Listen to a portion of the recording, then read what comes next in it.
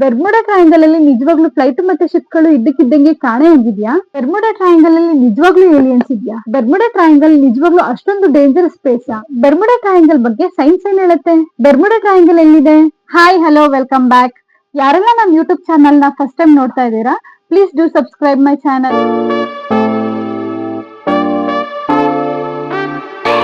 ಇವತ್ತು ನಾನು ತುಂಬಾ ಇಂಟ್ರೆಸ್ಟಿಂಗ್ ಟಾಪಿಕ್ ಜೊತೆ ಬಂದಿದ್ದೀನಿ.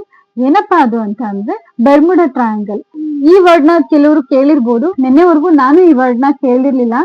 ಒಂದ್ಸಲ ಈ ವರ್ಡ್ ನ ಕೇಳಿ ಇದ್ರ ಬಗ್ಗೆ ಹಿಸ್ಟರಿ ನೋಡಿದ್ಮೇಲೆ ನನಗೇನೆ ತುಂಬಾ ಶಾಕ್ ಆಯ್ತು. ಬೆರ್ಮುಡಾ ಟ್ರಯಾಂಗಲ್ ಅಲ್ಲಿ ನಿಜವಾಗ್ಲೂ ಈ ರೀತಿ ಎಲ್ಲ ಆಗಿದ್ಯಾ? ಬೆರ್ಮುಡಾ ಟ್ರಯಾಂಗಲ್ ಅಂದ್ರೆ ಯಾಕೆ ಅಷ್ಟು ಜನ ಭಯ ಪಡ್ತಾರೆ? ಬೆರ್ಮುಡಾ ಟ್ರಯಾಂಗಲ್ ಅಲ್ಲಿ ಯಾಕೆ ಫ್ಲೈಟ್ ಮತ್ತೆ ಶಿಪ್ಸ್ ಗಳು ಇದ್ದಕ್ಕಿದ್ದಂಗೆ ಕಣ್ಮರೆ ಆಗ್ತವೆ? ಬೆರ್ಮುಡಾ ಟ್ರಯಾಂಗಲ್ ಅಲ್ಲಿ ನಿಜವಾಗ್ಲೂ ಏಲಿಯನ್ಸ್ ಇದ್ಯಾ? ಹಾಗಿದ್ರೆ ಬೆರ್ಮುಡಾ ಟ್ರಯಾಂಗಲ್ ಎಲ್ಲಿದೆ? ಈ ರೀತಿ ತುಂಬಾ ಕ್ವಶನ್ ಗಳು ನನಗೂ ಮೈಂಡ್ ಅಲ್ಲಿ ಬಂತು. ಬೆರ್ಮುಡಾ ಟ್ರಯಾಂಗಲ್ ಬಗ್ಗೆ ನಾನು ಸ್ವಲ್ಪ ಸರ್ಚ್ ಮಾಡಿದ್ಮೇಲೆ ನನಗೆ ಅನಿಸ್ತು ಈ ರೀತಿನೂ ಆಗಿರ್ಬೋದಾ ಅಂತ. ಹಾಗಿದ್ರೆ ನಿಮ್ಗೂ ಕೂಡ ಬೆರ್ಮುಡಾ ಟ್ರಯಾಂಗಲ್ ಬಗ್ಗೆ ತಿಳಿಸ್ಕೊಡ್ತೀನಿ ಬನ್ನಿ. ಬೆರ್ಮುಡಾ ಟ್ರಯಾಂಗಲ್ ಅನ್ನೋದು ನಾರ್ತ್ ಅಟ್ಲಾಂಟಿಕಾದಲ್ಲಿರೋ ಒಂದು ಪ್ಲೇಸ್. ಇದು ಒಂದು ಸಮುದ್ರದ ಜಾಗದ ಹೆಸರು. ಅದು ಟ್ರಯಾಂಗಲ್ ಶೇಪ್ ಅಲ್ಲಿ ಇದೆ. ಬೆರ್ಮುಡಾ ಟ್ರಯಾಂಗಲ್ ಅಲ್ಲಿ 3 ಕಾರ್ನರ್ ಅಲ್ಲೂ ಒಂದೊಂದು ಪ್ಲೇಸ್ ಗಳಿದೆ. ಅಮೆರಿಕಾ, ಬೆರ್ಮುಡಾ ಹಾಗೆ ಪ್ಯೂಟೋರಿಕೋ. ಸೊ ಯಾವುದೇ ಹಡಗುಗಳು ಆ ಟ್ರಯಾಂಗಲ್ ಒಳಗಡೆ ಹೋದ್ರೆ ಮತ್ತೆ ವಾಪಸ್ ಬರೋದಿಲ್ಲ, ಹಾಗೆ ಇದ್ದಕ್ಕಿದ್ದಂಗೆ ಕಣ್ಮರೆ ಆಗುತ್ತೆ ಅನ್ನೋದು ಜನಗಳಿಗೆ ತಿಳಿದಂತ ವಿಷಯ. ಸೊ ಇದು ನಿಜವಾಗ್ಲೂ ಆಗಿದ್ಯಾ? ಹೌದು, ಈ ಇನ್ಸಿಡೆಂಟ್ 1945 ನಲ್ಲಿ ಆಗಿದೆ. ಹಾಗಿದ್ರೆ ನಿಜವಾಗ್ಲೂ ಅಲ್ಲಿ ಏನಾಗಿರ್ಬೋದು? 1945 ನಲ್ಲಿ ಏರ್ ಫೋರ್ಸ್ ಅವರು ಒಂದು 4-5 ಫ್ಲೈಟ್ ಗಳನ್ನ ಟ್ರೈನಿಂಗ್ ಗೆ ಅಂತ ಅಂದ್ಬಿಟ್ಟು ಕಳಿಸ್ತಾರೆ. ಆ 4-5 ಫ್ಲೈಟ್ ಗಳು ಕೂಡ ಬೆರ್ಮುಡಾ ಟ್ರಯಾಂಗಲ್ ಮೇಲೆನೆ ಹಾದು ಹೋಗ್ತಾ ಇರ್ತವೆ. 4-5 ಫ್ಲೈಟ್ ಗಳು ಕೂಡ ಇದ್ದಕ್ಕಿದ್ದಂಗೆನೆ ಕಣ್ಮರೆ ಆಗ್ಬಿಡ್ತವೆ. ಯಾರಿಗೂ ಗೊತ್ತಾಗೋದಿಲ್ಲ ಆ ಫ್ಲೈಟ್ ಗಳು ಏನಾದ್ವು, ಎಲ್ಲಿಗೆ ಹೋದ್ವು ಅಂತ. ಅದನ್ನ ಚೆಕ್ ಮಾಡೋದಕ್ಕೆ ಅಂತ ಹೇಳಿ ಇನ್ನೂ ಒಂದು ಫ್ಲೈಟ್ ನ ಕಳಿಸ್ತಾರೆ. ಆ ಫ್ಲೈಟ್ ಕೂಡ ಮತ್ತೆ ವಾಪಸ್ ಬರೋದೇ ಇಲ್ಲ. ಆ ವಿಚಾರ ತುಂಬಾ ಫೇಮಸ್ ಆಗತ್ತೆ. ಹಾಗೆ ಟೆಲಿವಿಷನ್ ಅವರು ಅದ್ರ ಬಗ್ಗೆ ಇನ್ನೂ ಜಾಸ್ತಿ ನೆಗೆಟಿವಿಟಿನ ಸೇರಿಸಿ ಜನಗಳಿಗೆ ಸ್ಪ್ರೆಡ್ ಮಾಡ್ಬಿಡ್ತಾರೆ. ಹಾಗೆ ರೈಟರ್ಸ್ ಮತ್ತೆ ಮೂವಿಗಳಲ್ಲಿ ಅದ್ರ ಬಗ್ಗೆ ಇನ್ನೂ ಭಯಾನಕ ಅಂಶಗಳನ್ನ ಸೇರಿಸಿ ಜನಗಳಿಗೆ ತೋರ್ಸೋದಕ್ಕೆ ಶುರು ಮಾಡ್ತಾರೆ. ಇದ್ರಿಂದ ಜನಗಳು ಜಾಸ್ತಿನೇ ಭಯ ಪಡೋದಕ್ಕೆ ಶುರು ಮಾಡ್ತಾರೆ. ಬೆರ್ಮುಡಾ ಟ್ರಯಾಂಗಲ್ ನಿಜವಾಗ್ಲೂ ಅಷ್ಟೊಂದು ಡೇಂಜರಸ್ ಪ್ಲೇಸಾ? ಇರ್ಬೋದು.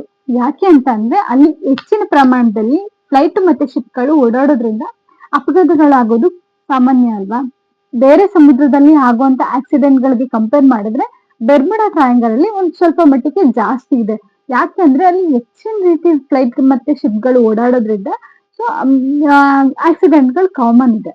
ನಾರ್ಮಲ್ ಆಗಿ ಹೈವೇ ನಲ್ಲಿ ಜಾಸ್ತಿ ವೆಹಿಕಲ್ಸ್ ಓಡಾಡಿದ್ರೆ ಚಿಕ್ಕ ಪುಟ್ಟ ಆಕ್ಸಿಡೆಂಟ್ ಗಳು ಆಗೇ ಆಗುತ್ತೆ. ಇನ್ನ ಸಮುದ್ರದಲ್ಲಿ ಕೇಳ್ಬೇಕಾ, ಆಕ್ಸಿಡೆಂಟ್ ಆಗೋ ಸಾಧ್ಯತೆಗಳು ಇದೆ. ಹಾಗಿದ್ರೆ ನಿಜವಾಗ್ಲೂ ಅಲ್ಲಿ ಏಲಿಯನ್ಸ್ ಇದಾವ? ಅದ್ರ ಬಗ್ಗೆ ಯಾವುದೇ ರೀತಿ ಸಾಕ್ಷ್ಯಾಧಾರಗಳು ಇಲ್ಲ. ಹಾಗೆ ಯಾವುದೇ ರೀತಿ ಸಾಕ್ಷಿಗಳು ಕೂಡ ಜನಗಳಿಗೆ ಸಿಕ್ಕಿಲ್ಲ. ಅದು ಒಂದು ಕಟ್ಟುಕತೆ ಆಗಿದೆ ಅಷ್ಟೇನೆ. ಯಾವುದೇ ರೀತಿ ಜನಗಳಿಗೆ ಸಾಕ್ಷಿಗಳು ಸಿಕ್ಕಿಲ್ಲ. ಇದ್ರ ಬಗ್ಗೆ ಸೈಂಟಿಸ್ಟ್ ಏನ್ ಹೇಳ್ತಾರೆ ಅಂದ್ರೆ ವೆದರ್ ಚೇಂಜಸ್ ಆಗ್ಬೋದು. ಬೆರ್ಮುಡಾ ಟ್ರಯಾಂಗಲ್ ಅಲ್ಲಿ ತುಂಬಾ ಜಾಸ್ತಿ ವೆದರ್ ಚೇಂಜ್ ಆಗುತ್ತೆ. ಅಂದ್ರೆ ಜಾಸ್ತಿ ವೇವ್ಸ್ ಬರೋದು ಅಥವಾ ತುಂಬಾ ಬಿರುಗಾಳಿ ಬೀಸೋದು ಈ ರೀತಿ ಆಗೋದ್ರಿಂದ ಫ್ಲೈಟ್ ಗಳು ಮತ್ತೆ ಶಿಪ್ ಗಳು ನ್ಯಾವಿಗೇಷನ್ ತಪ್ಪಿರೋದ್ರಿಂದ ಬೇರೆ ಡೈರೆಕ್ಷನ್ ಅಲ್ಲಿ ಹೋಗಿರ್ಬೋದು. ಈ ರೀತಿ ಕಾರಣಗಳನ್ನ ಸೈನ್ಸ್ ಹೇಳುತ್ತೆ. ಅದು ಇಲ್ಲ ಅಂತ ಅಂದ್ರೆ ಹ್ಯೂಮನ್ ಏರರ್ಸ್ ಇಂದ, ಅಂದ್ರೆ ಈ ಮನುಷ್ಯನ ನೆಗ್ಲಿಜೆನ್ಸಿ ಇಂದನೂ ಆ ರೀತಿ ಆಗಿರ್ಬೋದು ಅಂತ ಹೇಳ್ಬೋದು. ಅದು ಬಿಟ್ರೆ ಟೆಕ್ನಿಕಲ್ ಇಶ್ಯೂಸ್, ಶಿಪ್ ಅಥವಾ ಫ್ಲೈಟ್ ಗಳಲ್ಲಿ ಟೆಕ್ನಿಕಲ್ ಇಶ್ಯೂ ಆಗಿರ್ಬೋದು. ಮೇನ್ ಆಗಿ ವೆದರ್ ಚೇಂಜಸ್ ಇಂದ ಆಗಿರ್ಬೋದು ಅಂತಾನು ಸೈನ್ಸ್ ಹೇಳತ್ತೆ. ಬೆರ್ಮುಡಾ ಟ್ರಯಾಂಗಲ್ ಬಗ್ಗೆ ನಿಮ್ಗೆ ಮುಂಚೆನೆ ಗೊತ್ತಿತ್ತಾ? ಹಾಗಿದ್ರೆ ನಿಮ್ಗೆ ಬೆರ್ಮುಡಾ ಟ್ರಯಾಂಗಲ್ ಬಗ್ಗೆ ಏನ್ ಅನ್ಸುತ್ತೆ ಕಮೆಂಟ್ ಬಾಕ್ಸ್ ಅಲ್ಲಿ ತಿಳಿಸಿ.